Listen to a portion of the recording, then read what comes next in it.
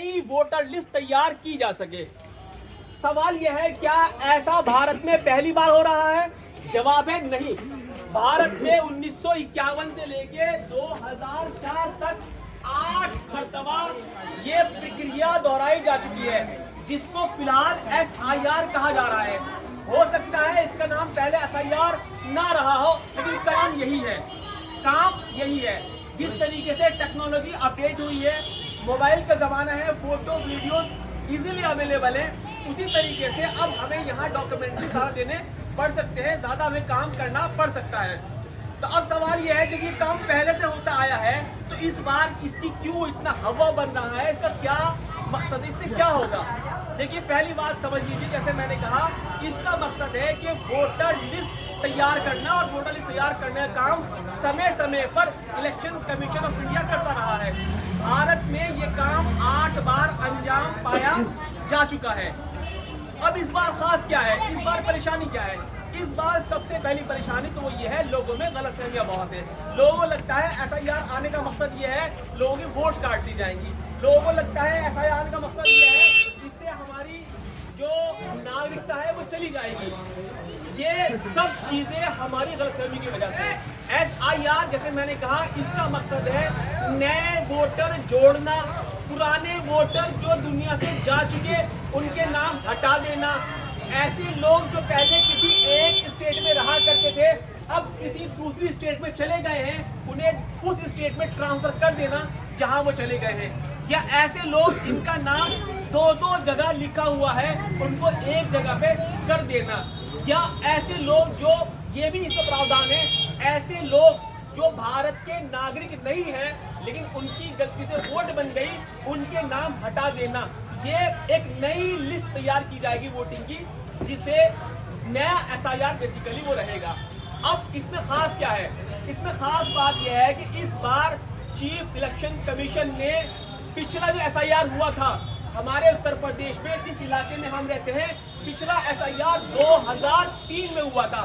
तो 2003 को बुनियाद बनाया गया है, 2003 को आधार बनाया गया है, या 2003 के SIR को फाउंडेशन बना के नया SIR तैयार किया जाएगा। ये बात समझने की है एक। अब दूसरी बात यह है कि इसमें हमारी क्या जिम्मेदारी है? हमारी जिम्मेदारी यह है कि जो भी BLO साहब हमें फॉर्म दे रहे हैं, वो फॉर्म हम बाकायदा तरीके से भर के BLO साहब को जमा कर दें। अब ये प्रक्रिया कैसे अंजाम पाएगी, एक बार शॉर्ट में मैं वो आपको बता देता हूँ। सबसे पहले तो 4 नवंबर से 4 दिसंबर 2025 तक BLO साहब आपको फॉर्म देंगे और वो भर के आपने जमा करके उनको दे देना है। उसके बाद में 4 तारीख से लेके 8 तारीख तक BLOs की जिम्मेदारी है कि वो उस लिस्ट को, उनको जो एप्लीकेशन दी गई है मोबाइल की, जो डेटा उन्होंने इकट्ठा किया है, उसको बाकायदा इलेक्शन कमीशन की साइट पे वो अपलोड करेंगे या उसको चढ़ाएंगे।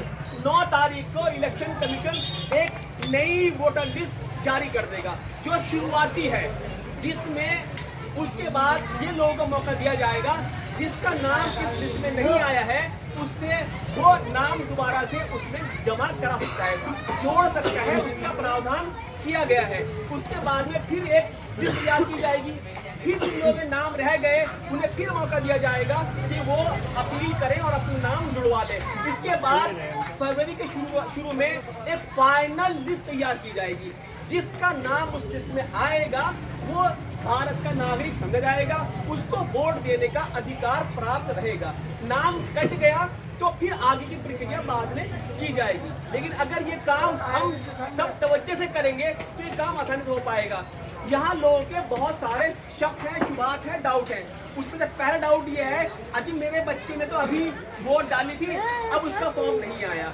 उसने वो जो भी डाली होगी, फॉर्म नहीं आया, तो आपने पहले ये क्या करना है कि नहीं, ऐसा तो नहीं कि एक BLO के पास नहीं दूसरे BLO के पास में फॉर्म आया हो।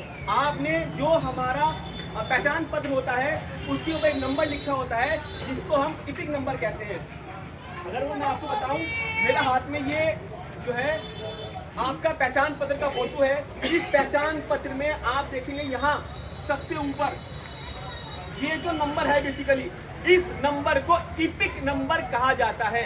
SIR का फॉर्म भरने में इस इपिक नंबर की बहुत बहुत ज्यादा अहमियत है, बहुत ज्यादा इंपॉर्टेंस है। ये जो इपिक नंबर है, ये इपिक नंबर आप इलेक्शन कमीशन की साइट पे जाके चेक कर सकते हैं क्या मेरी वोट वहाँ पे है या नहीं। तो अब जिसका फॉर्म नहीं आया, अगर उसकी वोट है तो BLO से फॉर्म मांग ले। अदरवाइज क्या होगा, फॉर्म 6 भरा जाएगा, फॉर्म 6 भर के जो है फिर उसका नाम वोटिंग लिस्ट में चढ़ जाएगा। एक बात। दूसरी बात यह है, अब ये जो SIR का फॉर्म है, इसकी खास बात क्या है, जैसे मैंने कहा कि अब जो नया SIR बनेगा वो 2003 की वोटिंग लिस्ट को आधार बना के बनेगा। अभी समझने की बात है, मेरे सामने ये एक फॉर्म का नमूना हमने आप लोगों के सामने रखा है। इसको अगर हम थोड़ा समझ लेंगे तो बात समझनी आसान होगी। इतना भी मुश्किल नहीं है जितना मुश्किल हमने समझा हुआ है, हमने बनाया हुआ है। गौर करने वाली बात ये भी है, हमारे जो BLOs हैं उनके जहनों पर इस वक्त बहुत प्रेशर है, बहुत सारा काम उन्हें करना है, रात रात दिन दिन वो काम कर रहे हैं। अगर हम लोग उनकी मदद नहीं करेंगे तो चाहेंगे नहीं चाहेंगे फिर भी उनसे गलती होगी या कुछ काम उनसे छूट सकता है।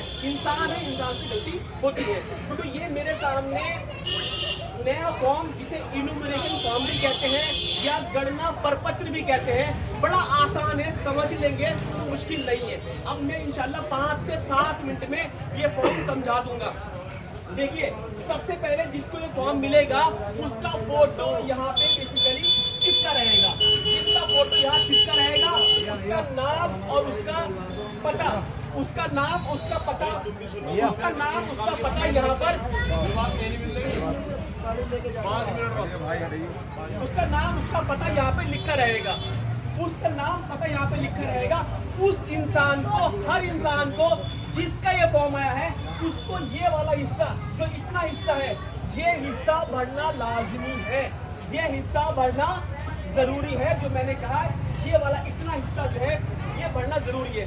क्या क्या है इसमें, ये सुन लीजिए। मैंने कहा उसका नाम यहाँ पे लिखा हुआ है, एड्रेस भी लिखा हुआ है। जो मैंने इपिक नंबर दिखाया नया 2025 के मुताबिक, उसका इपिक नंबर भी यहाँ पे लिखा हुआ होगा। अब हमें क्या करना है, लेना है उसका आधार कार्ड और आधार कार्ड से जन्म तिथि यानी पैदाइश का दिन उठा के यहाँ इसके सामने लिख देना है। जिसका हम ये फॉर्म भर रहे हैं। फिर इसके बाद में आधार संख्या, आधार संख्या हम जरूर डालें।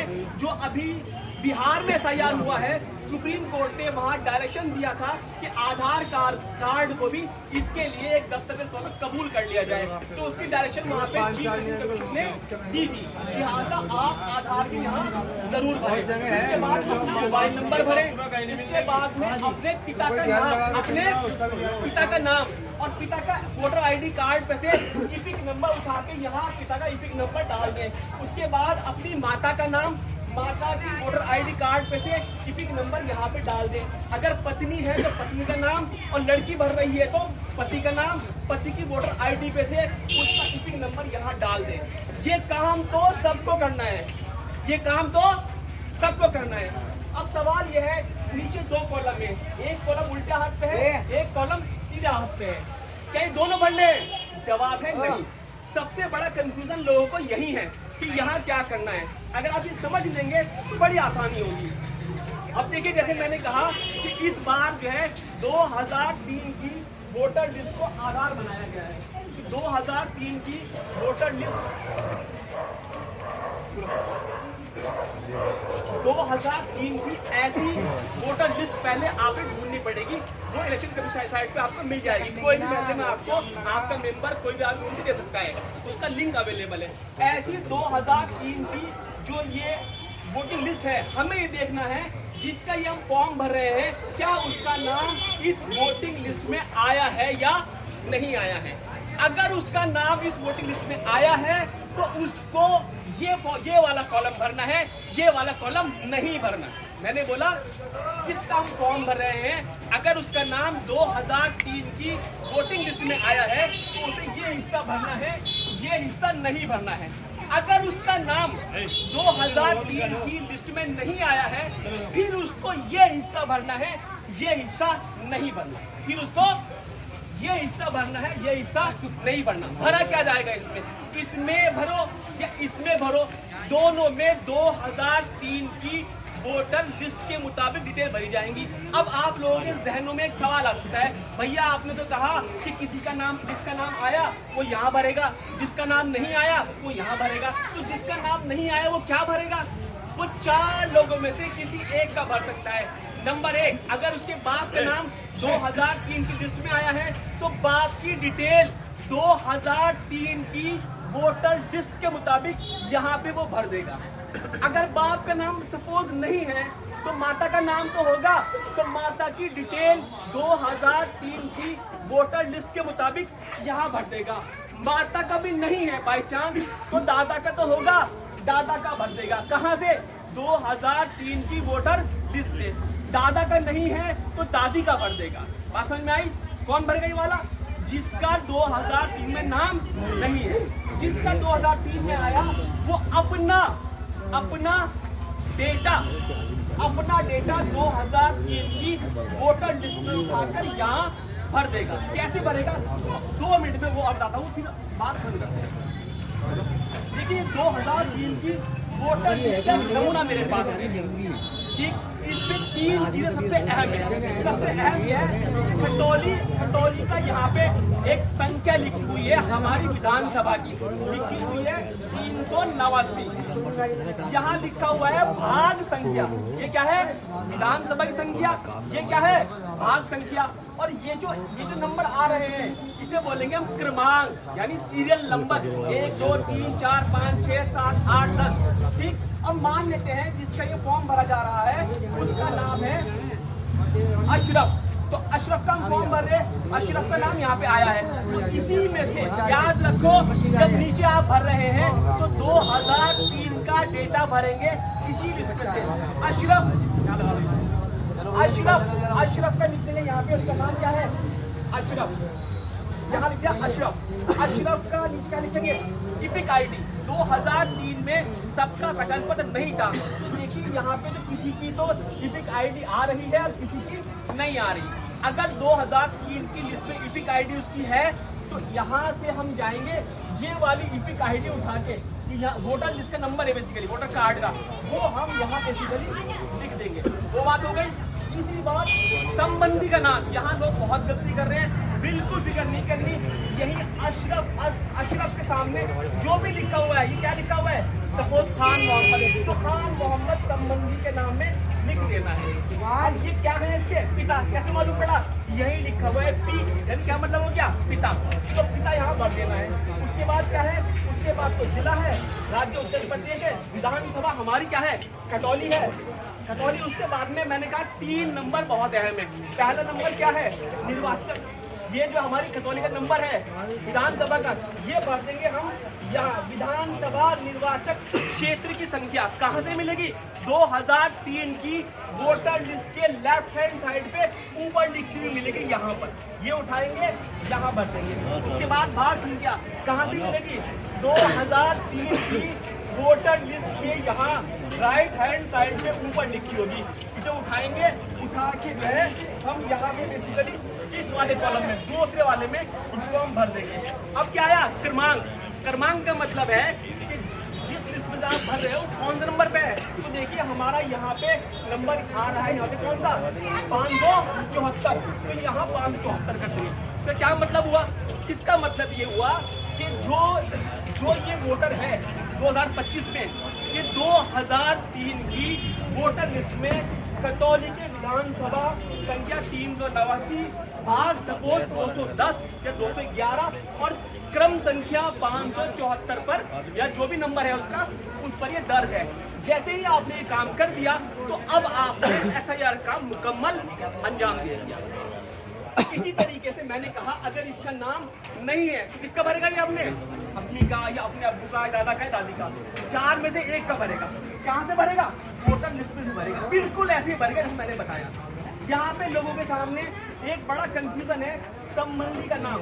तो लोग समझते हैं संबंधी इसका बताना है, इसका फॉर्म भरे। नहीं, संबंधी उसका बता रहे हैं जिसका हम यहाँ डेट लिख रहे हैं। मिसाल के तौर पे ये मेरा फॉर्म है, तो मेरे फॉर्म मेरा नाम 2003 में नहीं है, तो हम क्या करेंगे? 2003 में मेरे अब्बू का नाम आ रहा है, तो मेरे अब्बू का नाम लिखूंगा यहाँ में।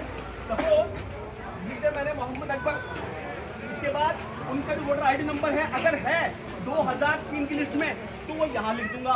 उसके बाद संबंधी का नाम क्या है, वोटर हिस्ट्री 2003 में मेरे अब्बू के नाम के साथ में लिखा होगा मेरे दादा का नाम, तो मेरे अब्बू के अब्बू का नाम आएगा यहाँ पे। अगर मैं भर रहा हूँ माता का अपनी, तो मेरी माता का नाम, मेरी माता के नाम के सामने जो नाम लिखा है हो सकता है मेरे पापा का हो, मेरे अब्बू का हो, या हो सकता है उनके अब्बू का हो, यानी मेरी अम्मी के अब्बू का हो, तो यहाँ लिख देंगे। संबंध क्या है, अगर मेरे अब्बू ने भरा है तो क्या होगा उनका, मेरे अब्बू का मेरे दादा क्या संबंध है, पिता है। ये बात समझ में आ रही है कि नहीं आ रही है, तो पिता लिख देंगे इसके अंदर। अगर मेरी माता ने भरा है और मेरी माता के नाम के साथ में 2003 में मेरे पिता का नाम लिखा है, तो मैं लिख दूंगा यहाँ अपने अब्बू का नाम, अपनी माता का नाम। संबंध क्या है इन दोनों आपस में, पति है।